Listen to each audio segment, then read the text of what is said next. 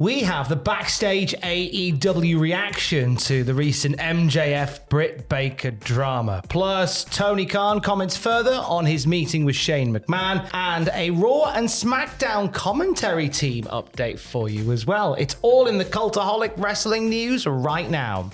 Drama alert! I feel like Keemstar. We've seen MJF, Britt Baker, Alicia Atout all coming up in conversation recently after an altercation that took place around the women's locker room and in the hallway adjacent to the women's locker room. And PW Insider have corroborated some of that initial reporting from the from other places and add some background backstage reaction as well. Yes, they say the argument was sparked by comments Britt Baker is said to have made that got back to MJF. That's the similarity with the stories we've heard already. We are told the initial spark was likely an older issue that flared up again when Baker made the comments. No one was willing to go into specifics on that, and a number of people were dismayed that the story even leaked, feeling that it didn't help anyone involved. And that's the big thing from behind the scenes, is people being upset, dismayed as the wording goes, that the story got leaked, because there's been a lot of stories about behind the scenes unrest with AEW getting out. And this has been something that's been the case for several months. And if you go back to the CM Punk time, several years now. And it's a leak that they just can't plug. No, and I understand what PW Insider mean by this, because whenever there was leaks, for example, the biggest profile one being the Punk stuff and versus the Elite or whatever, whenever things were leaked, you could tell that like the person leaking whatever information was clearly in one camp or another, or more of a supporter of one camp or another. It was to benefit one side or the other, however nefarious it might have been. Whereas in this case, yeah, this leak doesn't, it seems to paint everyone kind of in a bad light. Although you might argue that it paints Britt Baker in perhaps a worse light than it does MJF and Alicia Atout's side of things. And PW Insider go on to say, as far as why Baker was suspended over MJF, it appears to be that it was felt she precipitated the situation. And since MJF was responding to that, and in some versions of the story defending his girlfriend Alicia Atout, Baker was deemed the responsible party. She was suspended, it's reported. And PW Insider also revealed that Baker is expected to be on Dynamite tonight. Yeah, very strange suspension, because apparently the incident took place, but then she turned up again after it, but then she was suspended.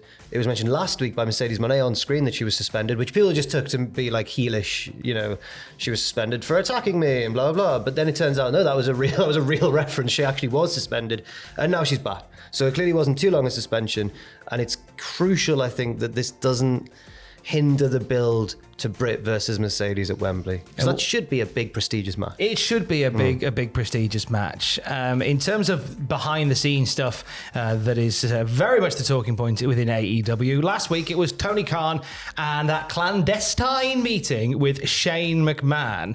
Now he chatted on Sedano and Cap did Tony Khan, and was asked about the meeting with Shane McMahon a little bit further. We had a statement that was read out by Bully Ray on Busted Open Radio from the parties involved, but Tony Khan has given a statement as well now while speaking to Sedano and Cap. Yes, he said, as I understand, Shane's not doing anything with WWE, and I had a really nice visit with him. I heard from a lot of people that he was interested in talking, and it had become, frankly, a big media story. In advance of this, I had never met him, and my first conversation with him, there was a lot of buzz about this. I thought it would certainly be worth talking to, and I have a lot of respect for him. I had never met him, but he seemed like a really nice guy. I sat down with him. Tony goes on to say, he was fantastic. I really enjoyed talking with him. He's a very smart person about wrestling, and I thought he was a great guy. A mutual friend linked us up, one who is one of the bigger names in professional wrestling, and that friend put us on a group chat. I had a really nice talk, and I really enjoyed visiting with him. Clearly, there was a lot of interest in it. Somebody, in the middle of talking at an airport conference room, somebody just busted in and took a photo. I think that's fine. I enjoyed the conversation, and there is nothing wrong with a couple of people getting together and talking about wrestling. Isn't that right, Jack? That's part of what makes wrestling so great. There is a lot to talk about, and we're all fans at heart. It's a big thing. It's exciting. It was nice to talk to him. I don't know what's to come, but it's an exciting time for AEW. I think you're thinking the same thing I am, but I'm going to let you go. No, go. I've recently... Shoot, cowboy, shoot. I don't believe him. I don't believe that someone just busted into the airport and took a photo.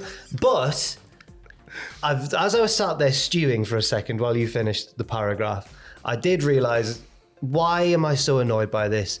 it's wrestling. He's allowed to try and lie and work the fans, and that's all part of why we love wrestling. I'm not annoyed by it. It's allowed. It's fine to say that someone just busted in. I don't know. I need to work on myself and work out why that really got to me when he said that. I think like you're very much one for the particulars, and I think that it would be more believable that somebody had busted in had Tony not been sat to a chair that had just been pulled out from under the table, and a table that consisted of 3 drinks. Did the person bust in, sit down for a bit, have a drink, then take the photo? Yeah. Just think, hey, look, but you know what? It's wrestling. It's all silliness. It is, and it's it's all fine. silliness. He's allowed to do that. I just hope he doesn't sincerely expect people to actually believe that that's true. And he doesn't even know who it was. Someone just bust in. So it's not an AEW employee who's going to get in trouble for taking this photo and probably fired for doing so. No, this was just someone just bust in. Well, that person's surely a serious security breach at this airport. Well, I think so. I'd be quite concerned. Yeah. I think so. It was a photo that was initially shared and reported by Fightful and Wrestle Talk. So I believe there needs to be some firm conversations around Ollie Davis this morning. I'm just saying. When asked if he'd be up for working with Shane McMahon, Bryan Danielson on the gorilla position spoke a little bit more about that and said, "I'm open to working with anybody. I don't have any beef with anybody. 100%." He did. He was also asked by the gorilla position what he knew of the meeting with Shane McMahon and Tony Khan, saying, "Tony mentioned this to me after the photo came out. I didn't want to tell you this before, but I met with Shane McMahon. I was like, yeah, I know the picture is everywhere. To be fair, I'm not aware of a lot of things because I don't go on Twitter or social media." So I think there Brian's emphasizing like what a splash this photo made, that even he heard of it. And as I suggested to you off camera, maybe he first saw the photo when it was at the end of his camera lens when he took the photo. No, it's just pure speculation, but they are former tag team partners, Brian and They Shane. are indeed. And as Bryan Danielson says, he doesn't have beef with anybody and he'd be happy to work with him again. Well, he's often a vegan. He's a vegan. He's often a vegan. Yeah, he doesn't religiously stick to it, I think. He sometimes, I think he's often a vegan. On a Wednesday, you might have a bacon sandwich. Yes. You might nip to Greg's. Good lad, good lad. Bryan Danielson tonight in action on Dynamite ahead of... This is the last match he's going to have before Wembley tonight. And he's in there with Jeff Jarrett, with special referee Ricky the Dragon Steamboat. Last week on the podcast, Ross speculated that Brian might do some horrible stuff to Jeff and Jeff would end up bloodied beyond belief. And I said, I think maybe that will happen to Jeff, but after the match at the hands of someone else.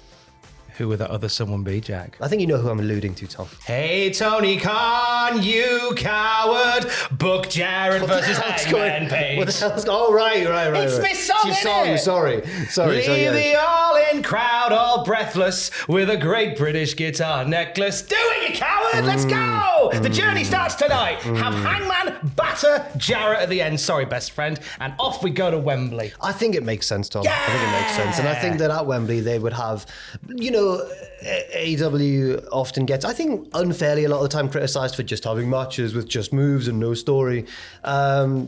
Jarrett and Hangman would bring the story and the violence probably as well in that match. I think, Jeff can bring the violence. And the best shows aren't just the ones with all the matches with all the moves on. They're the ones with different types of excellent matches, different types of action. And I think that would be a key extra ingredient to All In if it were to happen. So I agree. I think Make that a thing, you coward, Tony Khan. Thank you to Jeff, Jarrett and Conrad on My World for playing the song, by the way. I'm very grateful for you playing my silly song. And if there is a spare place at commentary next to Excalibur during that match, I'm knocking about in London. I'm happy to pop over. I'll bring my own trousers. Speaking of commentary, do you not normally get given them at wrestling? I don't know. Trousers? Yeah. I don't know. Inquiring minds want to know. Speaking of commentary, an update on the shape of the sound of Raw and SmackDown. Yes, this is via the Wrestling Observer, who report it was announced over the weekend that Joe Tessitore would debut as the Raw play-by-play announcer in October and that Michael Cole will be moved over to SmackDown. However, the move is temporary. As things stand right now, Tessitore will then be moved to SmackDown in January, while Cole will be put back on Raw when it moves to Netflix. What I can kind of glean from that, I suppose, is that Cole is still the lead guy, he's the flagship guy. They're putting him on SmackDown, which I reckon now that Roman's back looks to be once again the bigger brand, the kind of more relevant brand. But then when Raw goes on to Netflix, that'll be the bigger brand. and then they're moving Cole over there. It's no shade towards Tessitore. I just think that obviously they want Cole as their lead guy. And he's new to the format as well, so it's a great introduction for him. I think he's going to do well. There's this, as a wrestling fan, I'd be intrigued to know what you think of what you know of Joe Tessitore. Let us know down there. In terms of non-wrestling fans, I watched SummerSlam with Alex, my good lady, my future wife, and when Joe Tessitore popped on the screen, had a chat. She went, "Oh, I like him." Just instantly. He's got a lovely voice. Right, yeah, she was really taken by him. She went, "He's got he sounds like a broadcaster. I like him a lot." And she was really taken by Joe Tessitore immediately. Well, that's a good. I mean, that shows, I guess, the appeal to the casual fan, I suppose. Yeah, because you're going to get people who follow Joe Tessitore's other endeavors who go, "Oh, let's see what he's doing in the wrestling thing." And I think as long as you've got the passion for it there and it comes through, and I think he's got the voice already. Yeah, so. and him and Cole were having it felt like almost like a semi-candid chat, didn't it? Where they're just having quite a casual conversation. Cole's going, "So you've been a wrestling fan?" He's like, "Oh, my whole life and everything." So yes, I am cautiously optimistic like you. Michael Cole giving the nod to Joe Tessitore, a bit like Zealand, Football Manager legend, giving the nod to Jack and Owen last week on the Football Manager stream. That was exciting. Myself and Owen ended up on his YouTube video watching other Football Manager content men play football. It's always men playing Football Manager, and he was very complimentary about my and Owen's managing style, which means that we just lucked out and he didn't see any of our bad performances. So you get like a little stamp of approval now? I guess so, yeah. We will be back tonight, twitch.tv/Cultaholic, myself and Owen, taking charge of the Birmingham Swans as we try and fly up to the Premier League. Fly, Swans, fly. 6 p.m. UK time. And for the latest wrestling news anytime, check out cultaholic.com. Stay safe. Love you. Bye.